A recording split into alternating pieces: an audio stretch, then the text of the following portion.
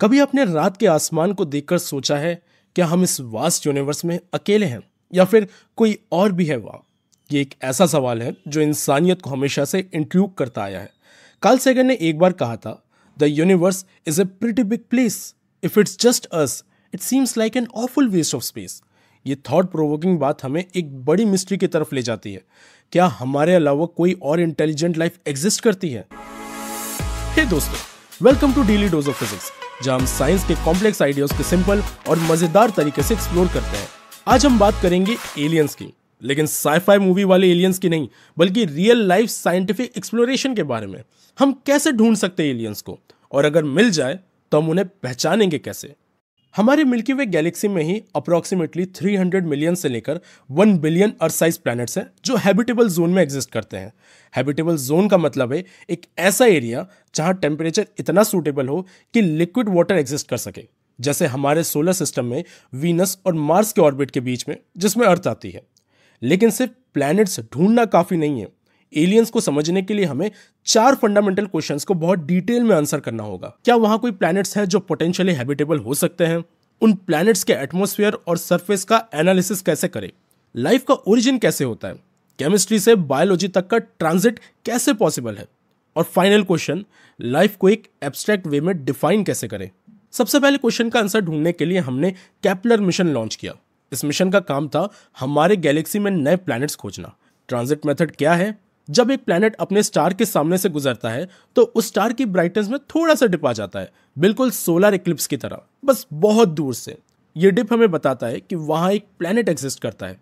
लेकिन एक लिमिटेशन है, सिर्फ 1% प्लैनेट ही अलाइन हो सकते हैं ताकि हम लोग उन्हें इस तरीके से ऑब्जर्व कर सकें। इस प्रॉब्लम को सॉल्व करने के लिए टेस यानी कि ट्रांजिटिंग एक्सोप्लैनेट सर्वे सैटेलाइट लॉन्च किया गया, जो पूरे स्काई को स्कैन करता है, स्पेशली नियर बाय स्टार्स के आसपास।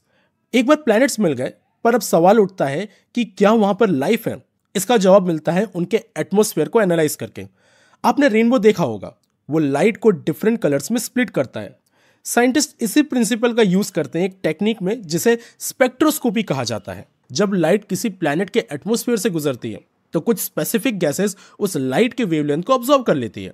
ये वेवलेंथ डिटेक्ट करके हम लोग समझ सकते हैं कि वहां कौन सी गैसेस हैं।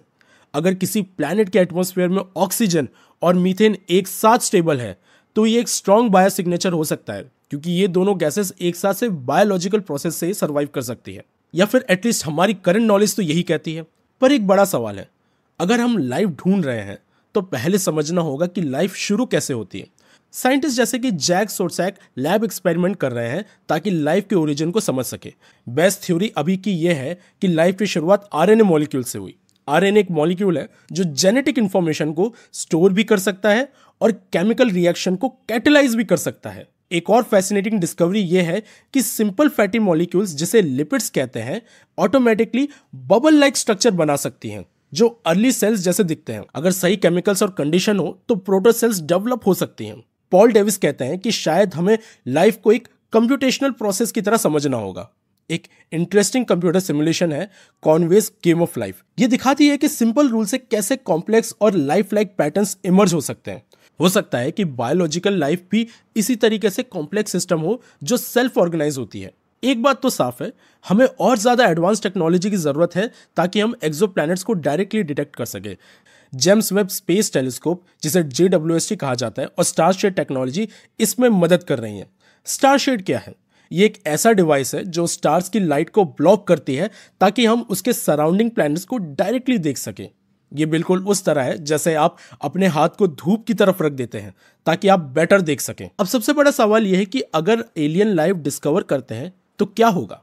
सेटी यानी कि search for extra terrestrial intelligence post detection task group है, इस क्वेश्चन के ऊपर काम करता है। जो अगर एक सिग्नल आता है जो एलियन सिविलाइजेशन से हो सकता है तो साइंटिस्ट उसे वेरीफाई करने के लिए रियो स्केल का यूज करते हैं। ये एक मेथड है जो सिग्नल की ऑथेंटिसिटी और इंपैक्ट को मेजर करता है ताकि बिना किसी गलत कंक्लूजन के एक्यूरेट रिजल्ट दिया जा सके। कुछ लोग ये भी मानते हैं कि शायद हम ऑलरेडी एलियन लाइफ से कांटेक्ट कर चुके हैं पर हमने रिकॉग्नाइज नहीं किया है। पेंसपर्मिया हाइपोथेसिस कहती है कि लाइफ एक प्लैनेट से दूसरे प्लैनेट पर ट्रैवल कर सकती है, माइक्रोब्स के थ्रू, जो कि स्पेस रॉक पर सर्वाइव कर सकते हैं। हालांकि इस हाइपोथेसिस को अभी तक हम लोगों ने वेरीफाई नहीं किया है किसी भी तरीके से, पर यह एक एक्साइटिंग पॉसिबिलिटी हो सकती है। एलियन लाइफ को ढूंढना सिर्फ एस्ट्रोनॉमी या बायोलॉजी का सवाल नहीं है, ये एक फंडामेंटल एग्जिस्टेंशियल क्वेश्चन है। हम कहाँ से आए हैं? क्या यूनिवर्स में लाइफ कॉमन है या यूनिक है? अगर हम अकेले हैं तो इसका क्या मतलब है? शायद जवाब हमारे सोलर सिस्टम में ही है, मार्स पर, या यूरोपा के अंडरग्राउंड ओशन में, या शायद दूर किसी स्टार के पास जहां हमने अभी तक देखा नहीं है। The truth is out there, बस हमारा ढूंढना बाकी है। अगर आपको आज का एपिसोड पसंद आए तो इस वीडियो को लाइक करें और शेयर करें, और कमेंट करके बताएं कि कौन से नेक्स्ट टॉपिक पे हम लोगों को डेली डोज का एपिसोड बनाना चाहिए। हम लोग फिर से मिलेंगे नेक्स्ट एपिसोड में ऐसे ही कॉम्प्लेक्स आइडियाज को डिटेल में डिस्कस करते हुए। तब तक के लिए स्टे क्यूरियस, कीप लर्निंग।